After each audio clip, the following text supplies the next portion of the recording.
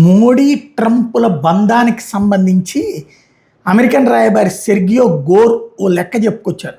Washington వేదికగా ఇరు దేశాల వ్యూహాత్మక భాగస్వామ్య సదస్సులో పాల్గొన్న సందర్భంలో మోడీ ట్రంప్ బంధాన్ని ప్రస్తావించారు. ఓ సంఘటన గుర్తు చేసుకున్నారు. మోడీకి ఒకసారి ట్రంప్ ఉదయం 6 గంటలకు ఫోన్ చేయాలనుకున్నారట. 2 నెలల కిందట మియామిలో యూఎఫ్సీ ఈవెంట్ జరిగింది. ఆ టైంలో నేను అధ్యక్షుడు డొనాల్డ్ ట్రంప్తో ఉన్నాను. వేదిక పక్కన మేము మాట్లాడుకుంటూ ఉండగా మోడీకి కాల్ చేద్దామని ట్రంప్ అన్నారు. ఇప్పుడు భారత్లో సమయం ఉదయం 6 గంటలని నేను చెప్పాను. దానికి అధ్యక్షుడు బదిలిస్తే ఏం పర్వాలేదు, ఆయన నిద్రలేచే ఉంటారు, ఎక్కువసేపు పడుకోరు, ఆయనకి నేనంటే ఇష్టమన్నారు. ఆ తర్వాత ట్రంప్ వేరే బాధ్యతలు ఉండటంతో మోడీతో కాల్ మరుసటి రోజుకి షెడ్యూల్ చేశారు. అయితే ఈ సంఘటన వాళ్ళిద్దరి మధ్య మైత్రిని చాటి చెప్తోంది.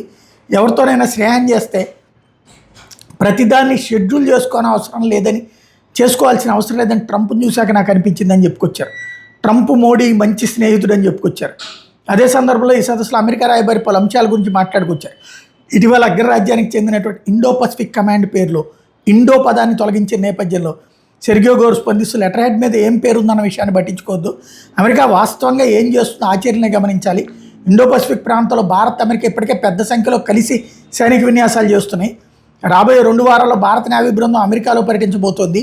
పేరు మారినంత మాత్రం ద్వైపాక్షిక సంబంధాలు బలహీనపడ్డాయనుకుంటే పొరపాటే.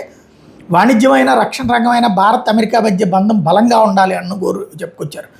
అదే సందర్భంలో ఇక 2 దేశాల వాణిజ్య ఒప్పందం త్వరలోనే జరగబోతుందని ఆశాభావం చెప్పారు.